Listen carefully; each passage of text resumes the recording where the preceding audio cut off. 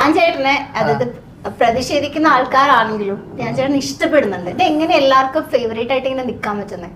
ഞാനിത് കണ്ടിട്ടാണ് ഞാൻ മെസ്സേജ് അയച്ചായിരുന്നു, ഇൻസ്റ്റ മൊത്തം ഞാൻ ചേട്ടൻ തൂക്കി എന്ന് പറഞ്ഞിട്ട്. സിനിമ പല റിവ്യൂവേഴ്സ് ഉണ്ട്, പല ആൾക്കാരുണ്ട്. അശ്വന്തിന്റെ റിവ്യൂ എന്ന് പറയുന്നത് നമ്മളൊക്കെ അശ്വന്ത് സബ്സ്ക്രൈബേഴ്സിൽ അല്ലെങ്കിൽ ഇതിൽ പകുതിയോളം സിനിമാക്കാരാ സത്യം പറഞ്ഞു കഴിഞ്ഞാൽ. പകുതിയോളം ആ കാണുന്ന വ്യൂവേഴ്സിൽ നിങ്ങൾ കാണാറുണ്ട്, ഞാൻ കാണാറ്, എല്ലാവരും കാണാറുണ്ട്. നമ്മളൊരു പരിധി കൂടുതൽ അത് ആസ്വദിക്കാറുണ്ട് സത്യം പറഞ്ഞു കഴിഞ്ഞാൽ.